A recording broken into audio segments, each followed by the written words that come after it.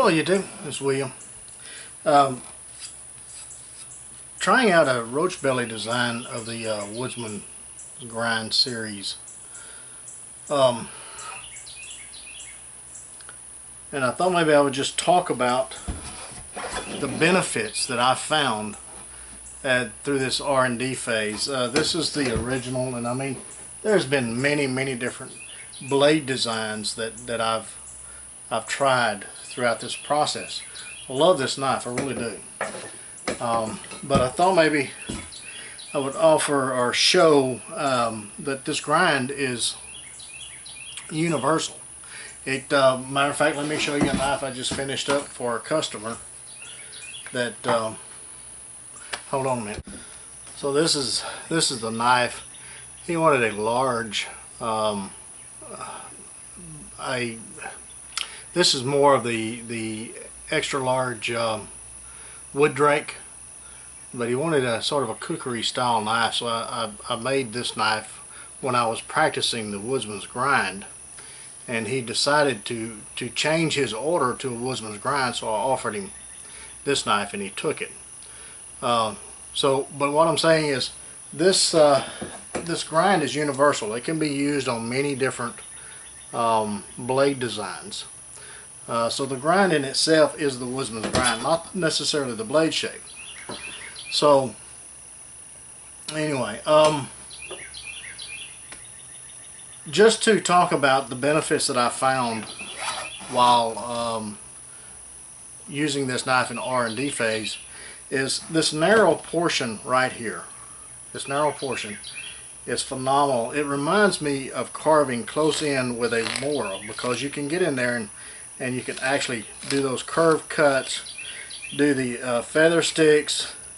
It's just a great area to do that fine intricate carving for notches and things like that. So I like that portion. But when you start talking about processing meat and everything, you need a wide blade. That's why butcher knives are very wide, is because they help you with that straight line cut. It doesn't, the blade doesn't twist on you and mess up your straight line cuts. Especially when you're removing skins and hides and things like that, then you want a wide blade so that you can get in there and do those long cuts and those long straight cuts. So for a butcher style knife, you'd want a wide blade. So basically this has the benefits of a narrow blade for doing fine carving, and I hope I'm not getting a white out here, for fine carving, but you also have the wider portion up here for your game chores, skinning, processing meat, things like that, and also kitchen chores too. You can use it as a chef's knife and use it that way. Also, I find that this portion right here, I like that portion, and I kind of exaggerated that a little bit on all the future knives after seeing the difference between this knife, this portion here, and the other knives that followed up. I like that portion to be a little bit more exaggerated because it actually bites into the wood as you're doing your slicing cut. See how it wants to bite into the wood, and it just gives you those finer curls. So I think that once this thing actually starts going, well, it's already offered for purchase, but I think that the actual design, once I narrow it down, is going to have this, regardless of what this portion looks like, regardless of what this is. I think this is going to be pretty much what is considered the Woodsman's grind. And this portion here could be whatever you want it to be. It could be a Nesmith style blade. It didn't stay. It could be a Nesmith style blade. It could be a spear point if you wanted a very stout point, because a spear point is the hardest and most robust point there is. Whereas when you start getting the finer points, then those points are a little bit weaker. So it just depends on what your use is and what you prefer in a knife. So, but anyway, just wanted to kind of talk about the benefits that I'm finding with this grind. And of course, with 11 to 12 degree cutting edge, I mean, it just eats the wood up. So, I mean, it'll make short work of this red oak in a very short period of time.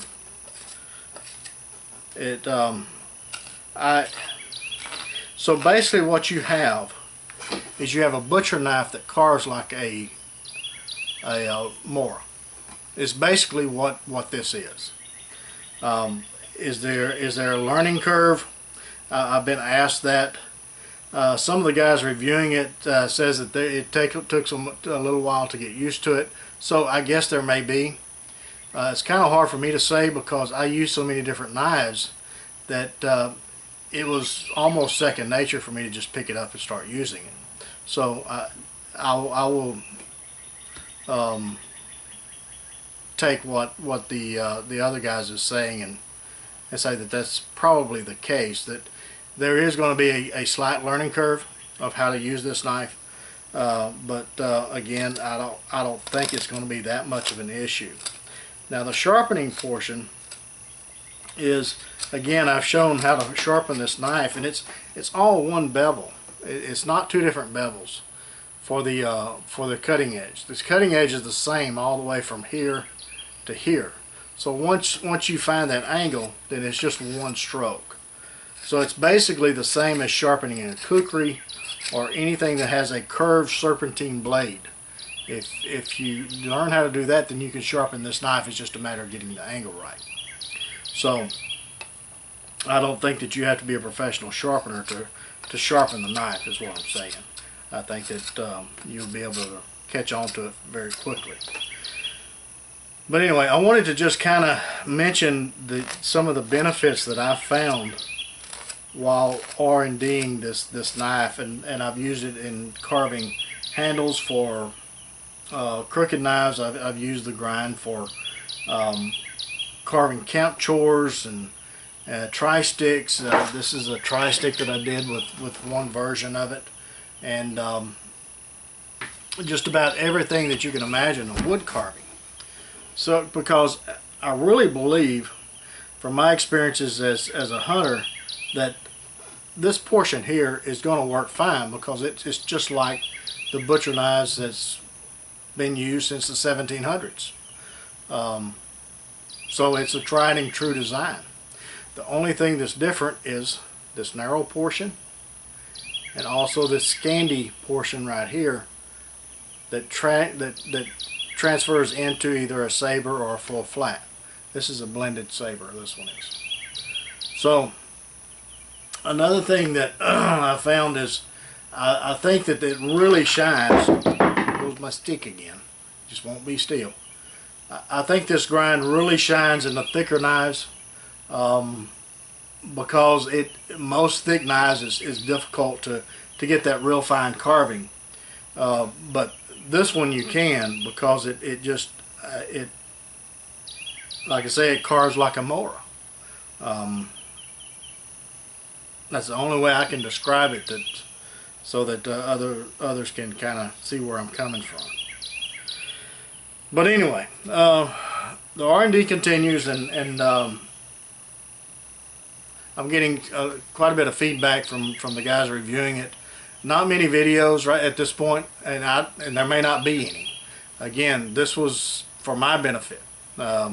This was not something that they're doing as a promotion or a marketing thing. These were knives that I handed out to certain individuals who I know handle a lot of knives, and would give me some honest feedback on the design. So I'm getting that. Most of it's been very positive. The only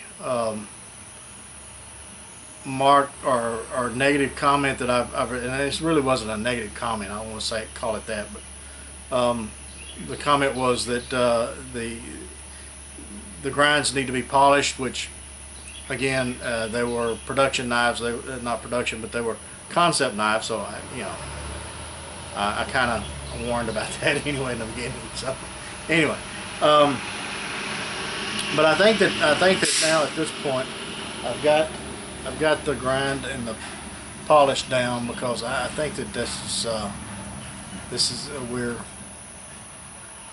we've got this or I've got this grind and everything where I want it. Again, this is a larger version of it, and you can see that the grind lines look very, very nice and professional. So anyway, just kind of give you guys an update of where we're at. I know some people are getting tired of this, others may not, so the people that's getting tired of it, I'm sorry, but for those that's enjoying this, this is for you. And anyway, until the next one, you guys get out in the backyard, go whittle on a stick. If you do, take plenty of band-aids and lots of knives. Take a child with you too, if you have that opportunity. And we'll catch you again soon.